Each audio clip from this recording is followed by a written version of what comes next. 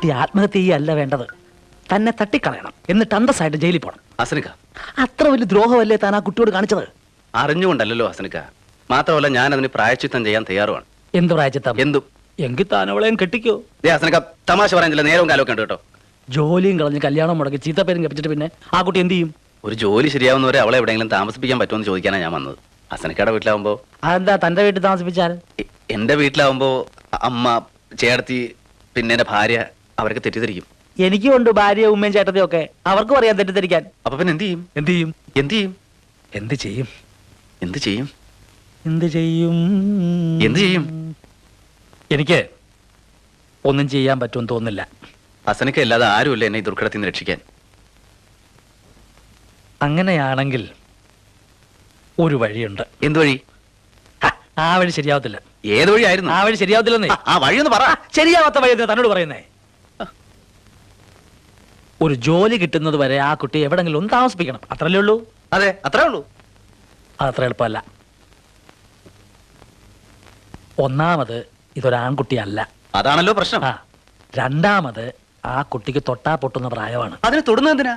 ആരാടോ തൊടുന്നത്? എന്നാലും ഒരു പ്രശ്നത്തിന്റെ എല്ലാ വശങ്ങളും നമ്മൾ ആലോചിക്കണം. തന്നെ പോലെ എടുത്തിയാറുന്ന സ്വഭാവക്കാരനല്ല ഞാൻ.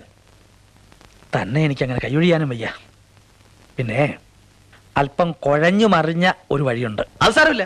തനിക്ക് സാരമില്ല, പക്ഷെ എനിക്ക് സാരമുണ്ട്. എന്നാലും ആ വഴിക്കൊന്ന് ശ്രമിച്ചു നോക്കാം. ഏതോനെ ഈ പണിത്തിരക്കിന്റെ ഇടയിൽ ഞമ്മളെ കാണാൻ ഒന്ന് വെക്ക നടക്കണ്ട കല്യാണിയേ. ആ നിക്ക് നിക്ക് നിക്ക് നിക്ക്, സിമന്റ് നിറച്ചെടുത്ത എന്റെ കൗത്തുള്ളിക്ക് പോവാ. കൂലിക്ക് കണക്ക് പറഞ്ഞാൽ മാത്രം പോരെ മോളെ. എന്റെ പെരയിലേ പണം കായ്ക്കണ മരമൊന്നുമില്ല. ഒരെണ്ണത്തിന് പണിയെടുക്കണമെന്നില്ല. കൂലി കൂലി കൂലി. തെക്കൻ ചെല്ല്. എടാ ചാത്തു, ആ പുതുതായിട്ട് വന്ന ചെക്കനുണ്ടല്ല, ഓന് പെണ്ണുങ്ങളോട് ചൊല്ലാനേ നേരമുള്ളൂ. നാളെ ഓന്റെ പൊടി ഇവിടെ കാണാൻ പാടില്ല.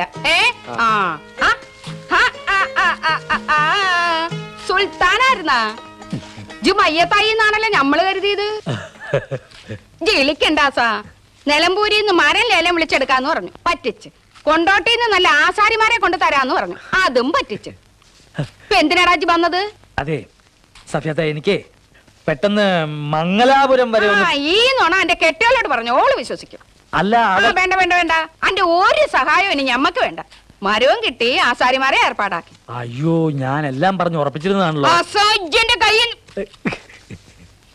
അന്റെ ബാപ്പ, അതായത് ഇന്ത്യക്കാക്ക, അന്റെ അടുത്ത് ഒരിക്കൽ കോയമ്പ് വാങ്ങിക്കാൻ പണം തന്നയച്ചു.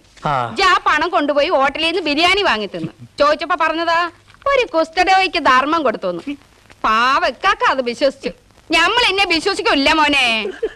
അതൊക്കെ പഴയ കഥയല്ലേ സഫിയത്ത? ഇപ്പോഴും എനക്ക് ഒരു മാറ്റവും വന്നിട്ടില്ല. അതുപോട്ടെ, ഇപ്പൊ എന്തിനാണ് വന്നത്? ഞമ്മളെ കൊണ്ട് എന്തോ ഒരു കാര്യം സാധിക്കാനുണ്ടല്ലോ. ഇല്ലെങ്കിൽ ഇത് വരൂല. അയ്യോ, ഞാൻ പെരവണിയൊക്കെ എവിടം വരെ ആയി. ആശാരിക്കൂല, അന്നെ ഞമ്മള് വിശ്വസിക്കൂല. എന്നാ ഒരു സഹായം ചോദിക്കാൻ തന്നെ വന്നു. എന്ത് സഹായം? കൈ ഒഴിയരുത് സഫിയത്ത, എന്റെ മാനം പോവും. കാര്യം പറയടോ. അതായത്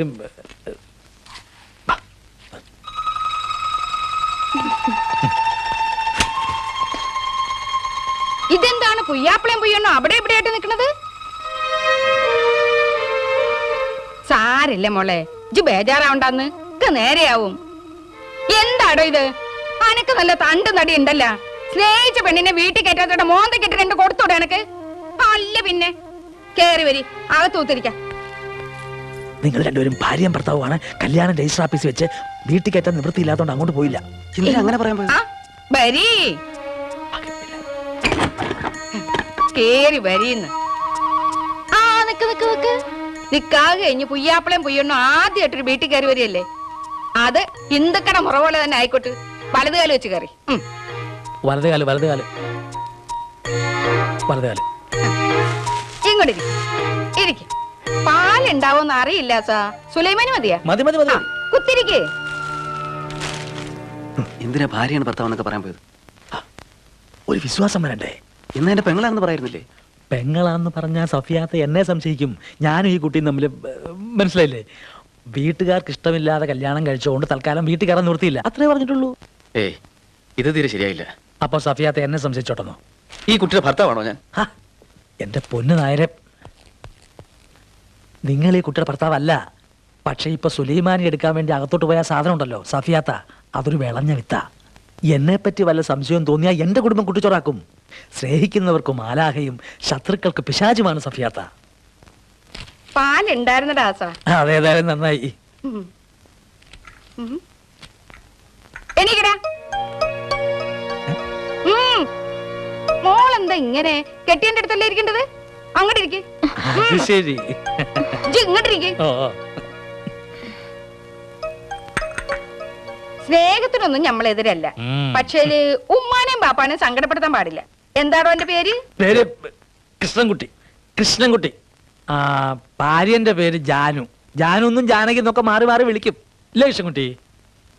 രണ്ടാള് നല്ല ചേർച്ച.